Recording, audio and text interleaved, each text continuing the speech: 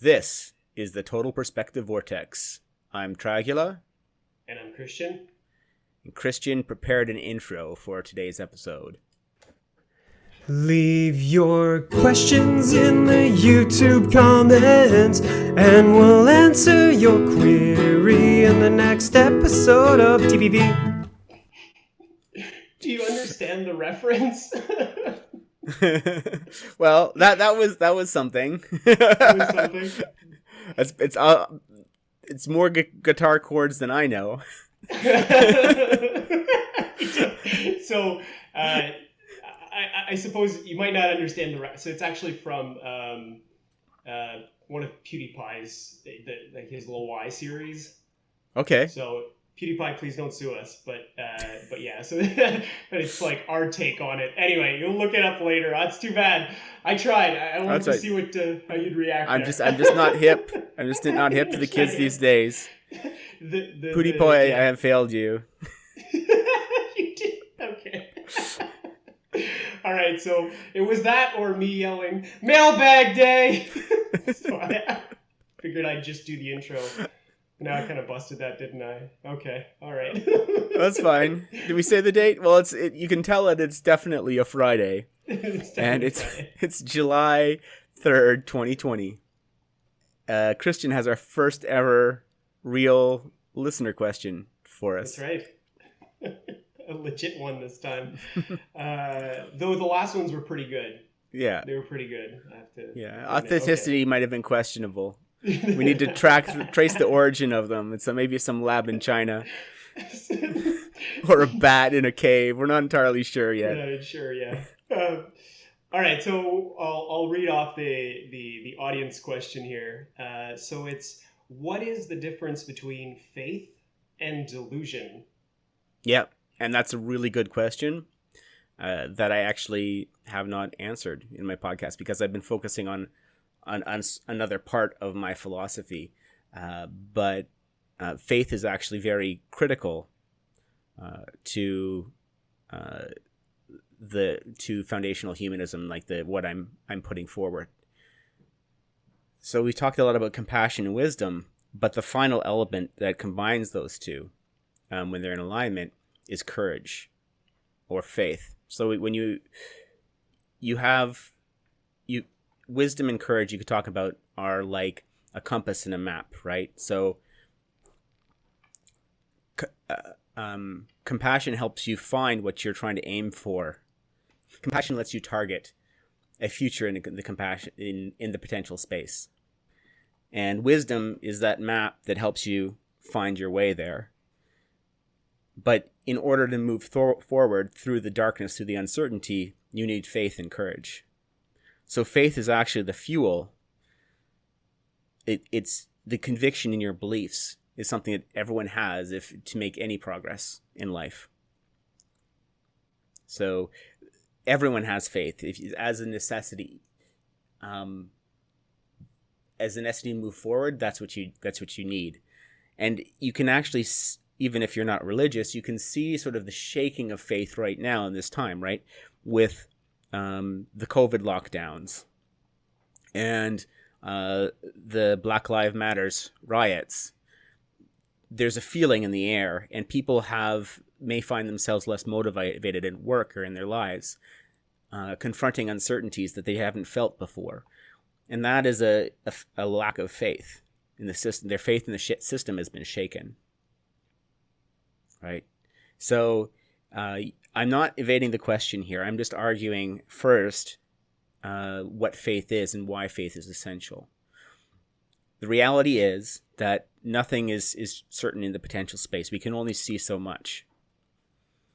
And we use wisdom and courage to develop well-oriented beliefs, or to develop well-oriented beliefs. And then we move forward through our conviction in those beliefs, through our courage, through our faith. So the more faith you have, the more effectively you can move through the potential space. Now, what's a delusion, and how does it relate to faith? So one of the aspects of faith and one of the necessities of faith is that it blinds you to other potentials. Once you've picked that path, you have to move towards it. You have to be looking at the goal, targeting the goal, and not at other things. So that's what, when we talk about like a blind leader or a half-blind leader, what blinds them is their faith in their goal and in targeting the potential future. You have to, and this is part of the sacrificing the potential, that you're setting aside other things to aim on that one thing. Now, the problem that can arise, where delusion can arise, is that the environment changes. And faith can blind you to those environmental changes. And you may not end up hitting the goal that you originally targeted, because the potential environment has changed and you've been blinded to those changes by your faith. If that makes sense.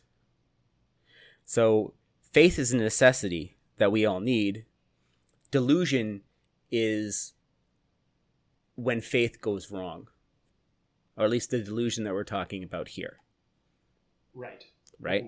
Within this context. Because that's really what, when people talk about religion, like one of their concerns is like, how do I know that my faith is real or a delusion? And what we're really saying there is that the delusion is when you're having faith in things that you shouldn't be having faith in there, because they no longer apply. And what does that mean? The thing that we're talking about is the dogma, is your wisdom, is your plan for moving through the potential space. And a healthy dogma, a healthy religion, has to be continually re-examining itself, but also moving forward with faith. And that's a critical balance that has to be maintained. And that's that balance between questioning the dogma and executing the desire to preserve and execute the dogma is really what is the range of what causes the necessity for the range in wisdom and compassion, if that makes sense. Yeah. Because if you're too committed to the dogma,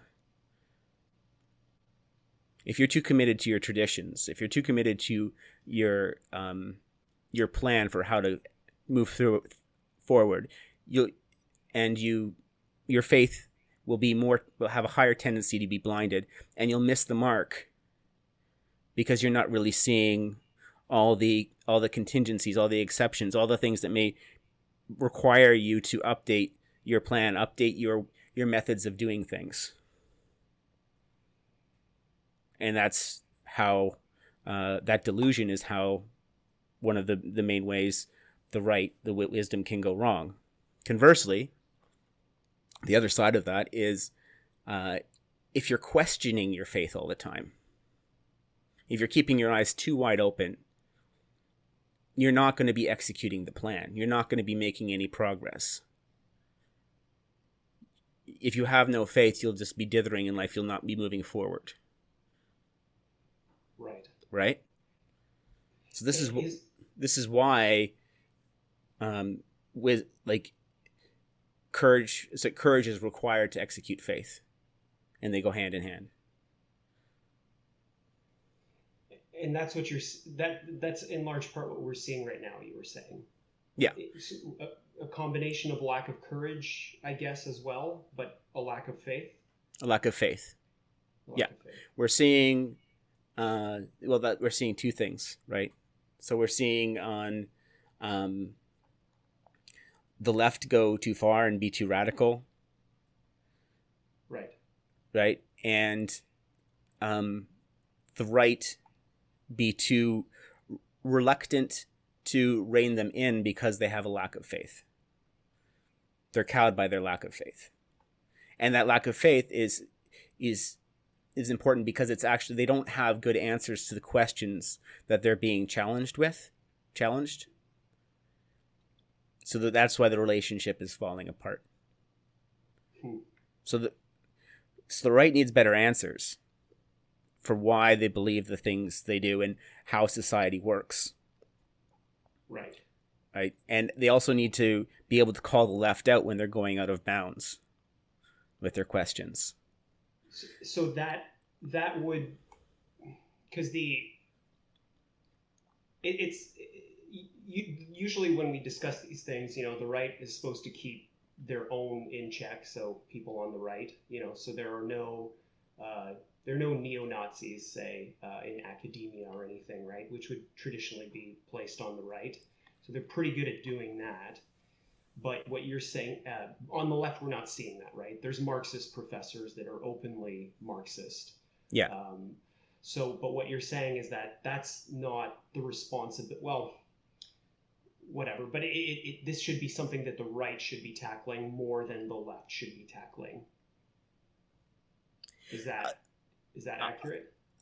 Well, I'm saying, let's take it back to, I'm being sort of a marriage counselor for society at this point, right? So I think There's that there is is eye rolling in that relationship. there's a lot of eye rolling. Yeah. There's a lack of communication, and there's blame on both sides. Right. Right. Mostly the left. Guess where I stand. Yeah. But this is what I'm trying to fix, and this is why people are going to accuse me of being on the right, even though I think my natural inclinations put me more on the left side of the spectrum.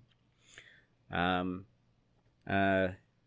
saying that the right is having an issue with arguing its case and playing the necessary mediating role it needs to on compassion on the left. So you could say that the left is acting hysterical, but the right is doing a very poor job of pulling them back into sanity, if that makes sense. Because it's right. Like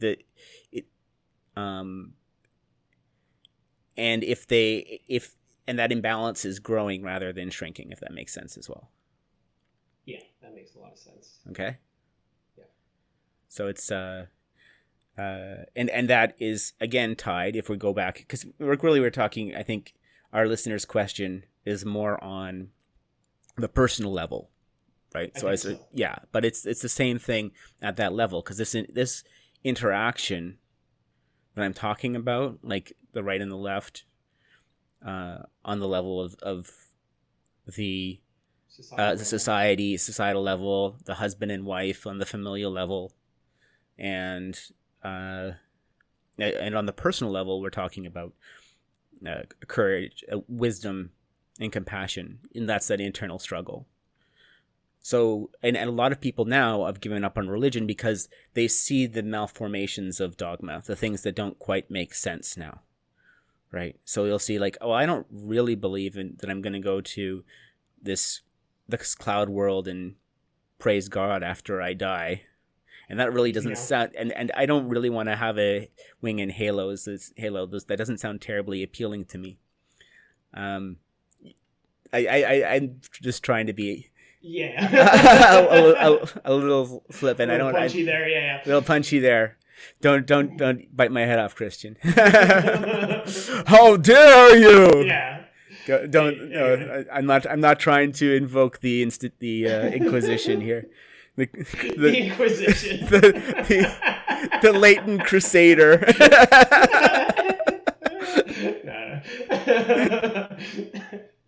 The latent crusader. But I'm saying there's ways in that religion has been failing society, right? And the total perspective vortex, what I'm trying to do is create a framework where we can start fixing these things, where we can start. I'm describing the game so we can play it better on all these levels. So we can play the game better on the individual level and balance our own goals and aspirations and wisdom and compassion. So we can play the game better on the familial level, right? and husbands and wives can have better relationships. And we can play the game better on the societal level as well. And the left and right can have a healthy political discourse, right? By better understanding their roles and how what they're arguing for, how it relates to the necessity of moving forward as an intelligent system. All right. I think that was the total perspective vortex for this Friday. Yeah, indeed it was. Indeed it was. Make sure to share, like, subscribe, do all that stuff. Yeah, especially share, because especially share. We're gonna go nowhere with the YouTube algorithms. Quite honestly, I mean, everything we say is a red flag. So please, if you like what we're doing here, share it on social media, because that's how this podcast is going to grow. Take care. Thank you. Cheers.